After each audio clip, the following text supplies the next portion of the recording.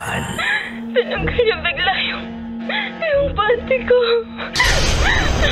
Mga sikretong dito mo lang mapapakinggan.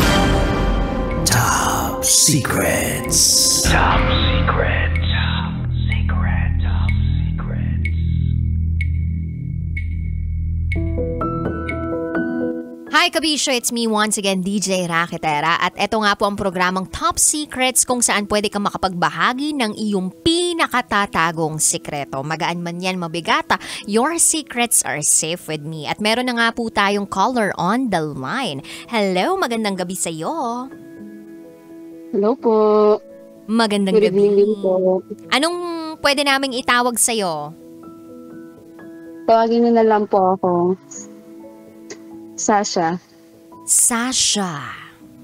Sasha, tagasan ka? Cavite po. Cavite. Dun sa binabaha, yung nagkansela na ng pasok ngayon, o dun sa medyo mataas-taas na parte ng Cavite? Sa binabaha. Ay, binabaha. Ngayon ba baha dyan? Opo. Ay, Sobra. sana maka-recover kayo agad. Sana hindi na umulan ng malakas at hindi na kayo maperwisyo. Anyway, Sasha from Cavite. Ano ang top secret mo? Ito nga po. Na-inlove ako sa isang lalaki na na-inlove ako, pero para sa kanya wala lang. Isang araw po kasi parehas po kasi kami ng pinagtatrabahuhan. Still working. Hanggang ngayon naman, magkasama pa rin sa trabaho. Hanggang sa ang hirap. Yung nagmamahal Nagmamahal ka ng Nagmamahal ka taong po. hindi ka naman mahal. Ganun. Opo. Minamahal mo yung taong hindi ka naman mahal. So, ang tanong is, paano kayo nagkakilala nitong taong to? At bakit bigla ka na lang nagkaroon ng feeling sa kanya? Pinakitaan ka ba niya ng embutido? Motibo? Yes po.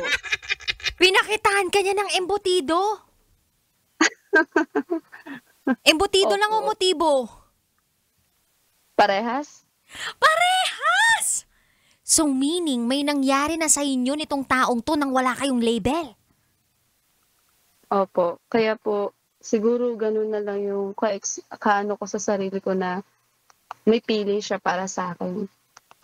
Paano nangyari yun na biglang may nangyari sa inyo?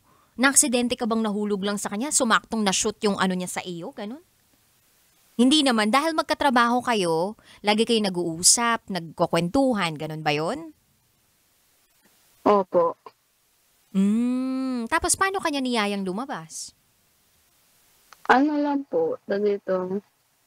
Sa una, ano muna, may mga asaran. Siyempre, napipikon ako minsan hanggang sa nagka-ano na kami. Para lang sa akin parang developan. Akala ko, develop na yung nangyayari. Yung pala, panakit butas lang. Dahil may iba siyang mahal. Opo. At pumayag ka. Opo. Kasi parehas po kaming galing sa broken. Ako niloko. Siya, hindi ko alam. Alam ko niloko rin siya. Parang ganun din yung story niya. Parehas kaming niloko po. Siyempre, sa istorya naming dalawa, parang nagkahulugan kami, nagkaintindihan kami. Akala ko, siya na yung sagot sa kalungkutan ko. Yun pala, siya pala yung mas dadagdag sa kalungkutan na nararamdaman ko. Yun naman, nakakaloka naman yung koyang na yan. Ano bang pwede nating itago ano bang pwedeng alias ang ibigay natin dyan sa lalaking yan? Tawagin na lang po natin siya na Bar. Bar. Wow. Opo. Malaki ba si Bar? Opo. Ay, malaki! Opo. So hanggang Ang ngayon, pagkatao. malaki ang pagkatao. So hanggang ngayon, may nangyayari pa sa inyo or tinigil mo na? Itinigil ko na po.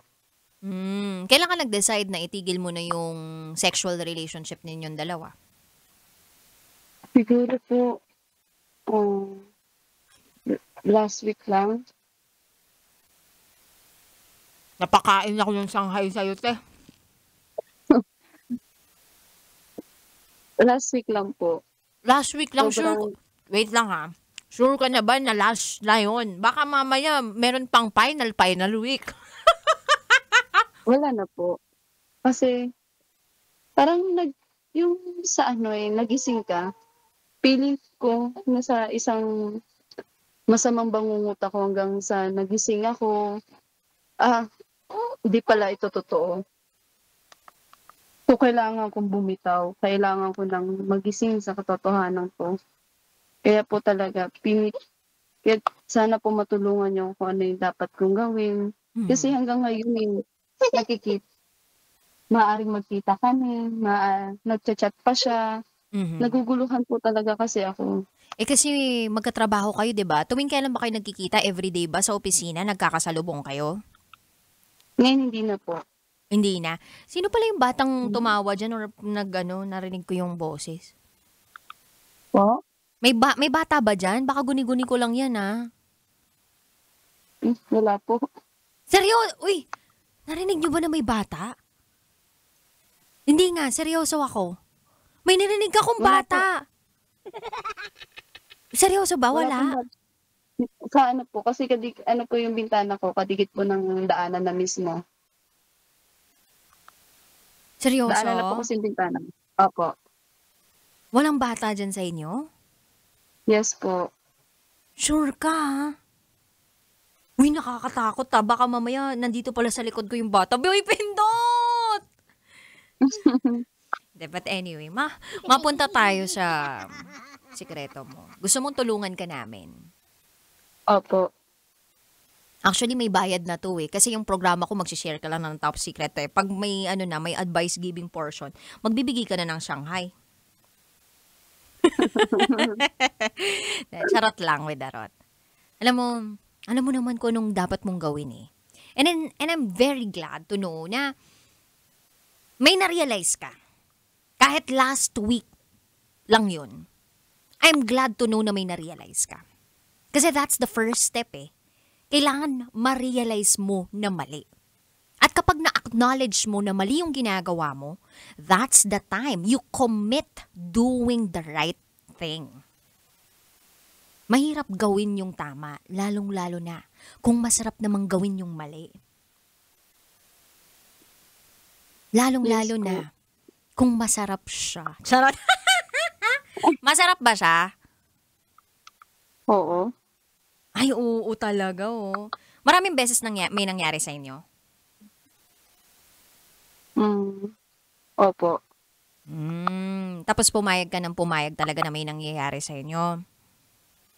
Opo, gawa po kasi na niloko nga ako. So, parang inano ko sa sarili ko, gaganti po ako sa nanloko sa akin. Pero yung ganti mo, Yung hindi parang- naman napunta dun sa nanloko sa'yo, kundi sa sarili mo. Yes po. Yun din po yung naano ko sa sarili ko na parang binaboy ko lang rin yung sarili ko. Pumasok ka sa isang relasyon na wala namang kasiguraduhan. I mean, hindi nga relasyon eh. 'Di ba yan yung tinatawag nilang situationship or tinatawag nilang baka fubo lang kayo, 'di ba? Yan yung tinatawag na mag-fubo lang kayo, yung wala talagang feelings attached. Natanong mo ba siya kung meron siyang nararamdaman towards you? Yes po. Na-ask ko naman po siya about yan. Lagi niya lang pong sagot na hindi niya po alam. Hindi niya alam. Ang ibig sabihin nun, alam mo kung ano? Yes po. Wala talaga. Wala talagang siyang Yun plano naman para din sa'yo. po eh. Hmm? Yun naman din po yung nararamdaman ko. Pero alam mo ba sa sarili mo na maganda ka? May itsura ka? Capable ka Hindi namang po. magmahal?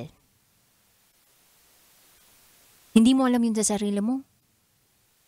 Yes po, kasi parang kasi sa akin, bakit ako lolokohin ng iba kung maganda ka, sexy ka, basta yung mga gano'n. Para sa akin ang pangit ko kaya naloloko ako, iniiwan ako. Nagka-trauma ka na dun sa hinayupak mong manlolokong ex. Ganun yung nangyayari kapag may manloloko kang naging ex. Napapa-question ka sa self-worth mo. Pero tatandaan mo na ang manloloko, kagagawan nila yun sa sarili nila. It's not just about you. It's about himself. It's about themselves. Hindi tungkol sa iyo yun. Pwedeng may nagkulang ka o pwede kang sumobra. Pero hindi naman valid reason yun para lokohin ka. Alam mo ba nung ako naloko dati? Napatanong din ako, yung itsurang to, natanong ko pa sa sarili ko, bakit pangit ba ako? Oh? Ganyan-ganyan. May traumang dala yung mga manluloko sa buhay natin na parang gusto nating gantihan to mga taong to. Pero, the more na naisip natin gantihan sila, and the more na naisip natin na, kailangan makapag-hurt din ako nitong taong to, diba? Hurt people. Mas nasasaktan pala natin yung sarili natin. So you go back on loving yourself. Kasi baka yun yung nakakalimutan mo. Kapag kilala at alam mong mahal mo yung sarili mo, with all your heart, yung mga taong manloloko, parang kiber lang na lumagpas sila sa buhay mo. Kasi hindi sila worth it eh. Not worth your time, not worth your energy. At pag ganun na yung naging mindset mo sa lahat ng manloloko, I don't think magtatagal ka pa sa isang taong manloloko.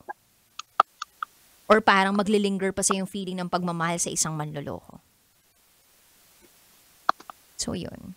Anyway, ikakat ko muna ang ating conversation dahil magpe-play muna ako ng commercial break. So kami po'y magbabalik. This is Top Secrets. Kailangan pa bang i-memorize yan? Love Radio. Basic!